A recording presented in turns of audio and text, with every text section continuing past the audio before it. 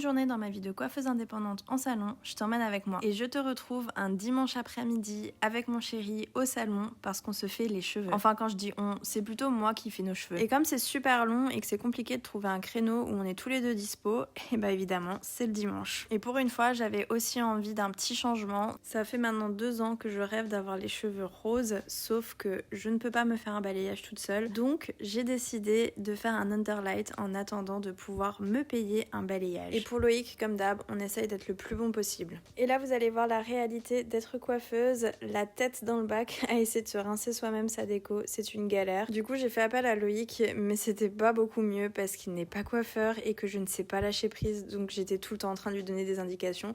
Et c'est un coup à bien se prendre la tête, heureusement qu'il est très patient. Là, je vous montre mon fond de déco qui est jaune. Malheureusement, je ne décolore pas plus que ça et surtout, je suis allergique à la déco sur mon crâne. Du coup, je ne peux pas aller jusqu'en racines, c'est pour ça que j'ai laissé mes racines naturelles. Oui, je sais, c'est le comble pour une coiffeuse. Là, j'ai juste appliqué un neutralisant sur mes longueurs pour essayer de neutraliser le côté jaune au max. Et j'ai fait pareil pour Loïc pour essayer de neutraliser, être le plus blanc possible. Les péripéties ne s'arrêtent pas là parce que j'avais envie de couper mes pointes, donc j'ai commencé avec la petite tondeuse, ensuite le ciseau. Et vraiment, c'était la galère, donc j'ai demandé à Loïc de l'aide pour derrière. Il était hyper concentré et franchement, il a dead ça, donc je suis trop contente. S'il y a des coiffeurs qui me suivent, est-ce que vous arrivez à vous couper les cheveux tout seul? Moi, je galère. Bon bref, voici le résultat de Loïc avec sa déco de nouveau bien remontée en racines. Et moi, comme je vous l'ai dit, je voulais du rose, mais j'en avais pas au salon, du coup j'ai terminé à la maison. Donc sans transition, on se retrouve quelques jours plus tard à la maison avec ma tenue de combat pour essayer de faire ça comme une galérienne, il faut bien l'avouer. Donc ce que j'ai fait, c'est que j'ai utilisé le rose de chez Eugène Berma que j'ai mélangé avec du conditionneur